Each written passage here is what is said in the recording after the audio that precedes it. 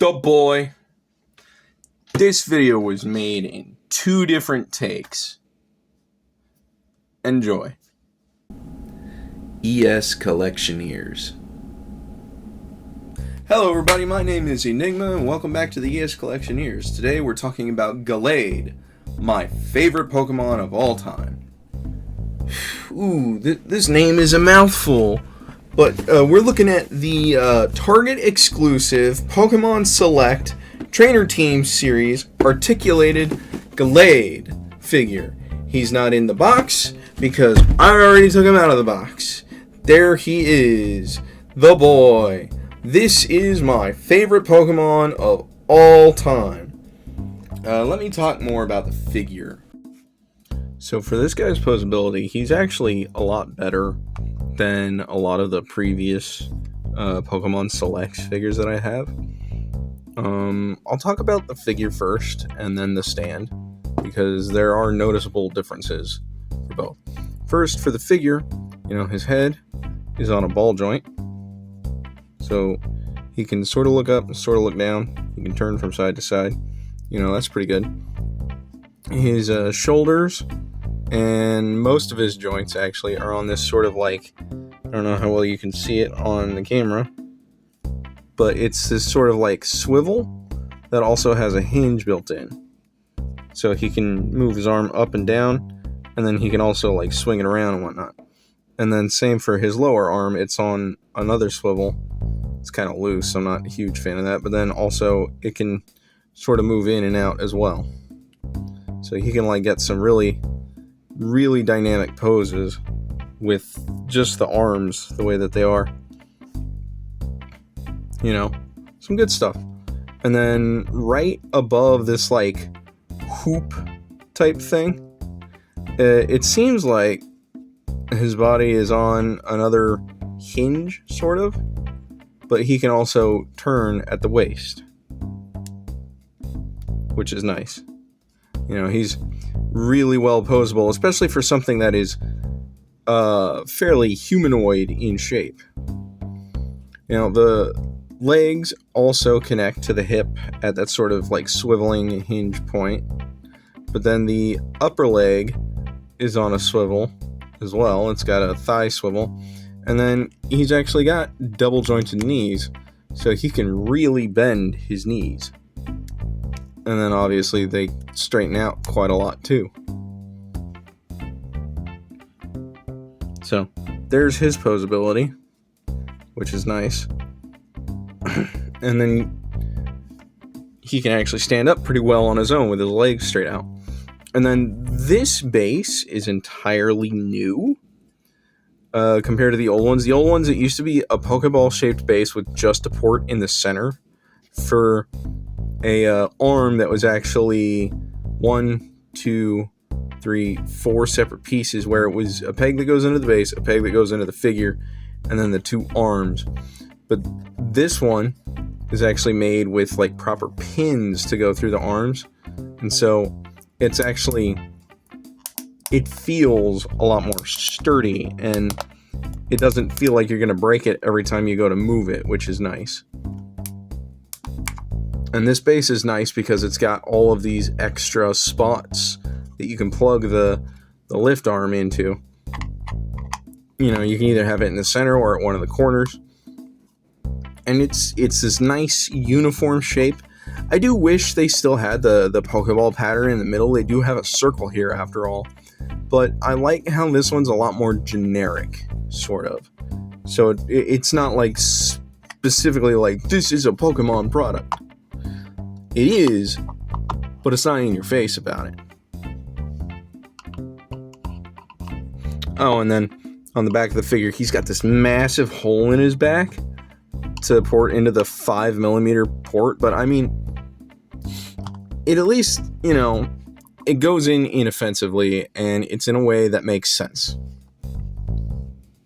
So, there's his posability. And I suppose I should tell you a little bit about this particular Pokemon. This little goober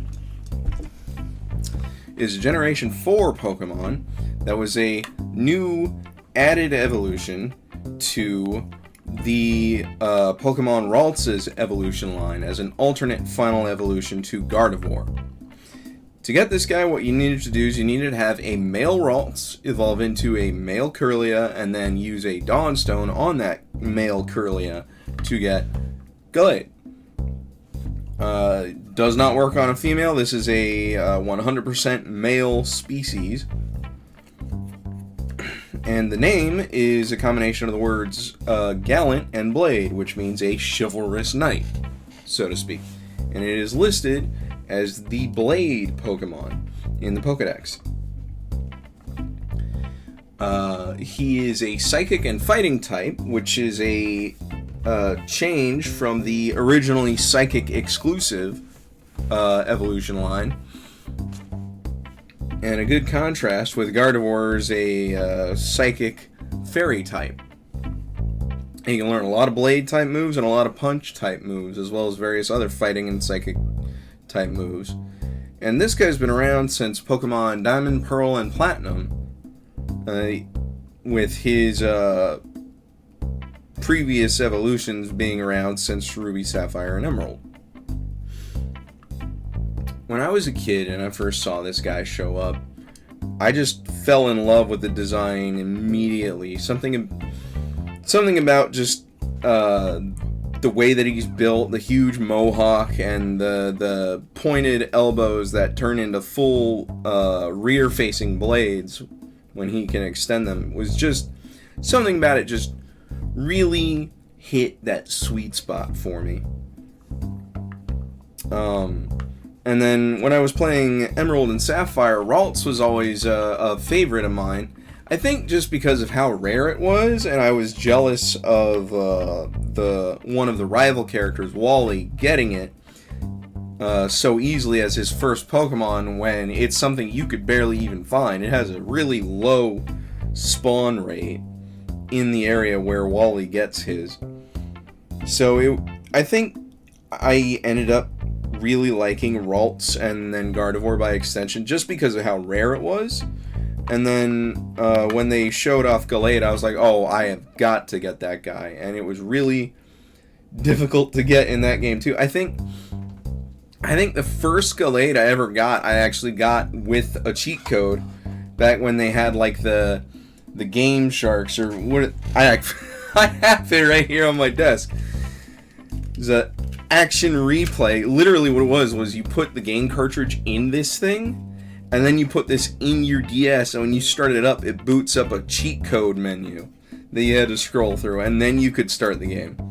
I literally had a cheat code where you could catch NPCs'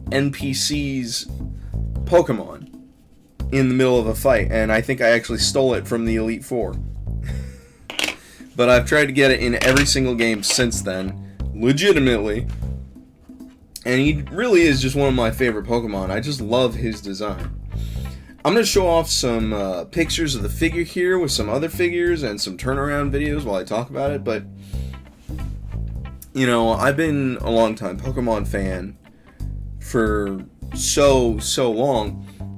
You know, I started playing the game when I was 8, and I'm about to turn 30 this year. So it's really interesting to see how long the series has stuck around, even though, you know, a lot of the most recent games have not had the best mixed reviews.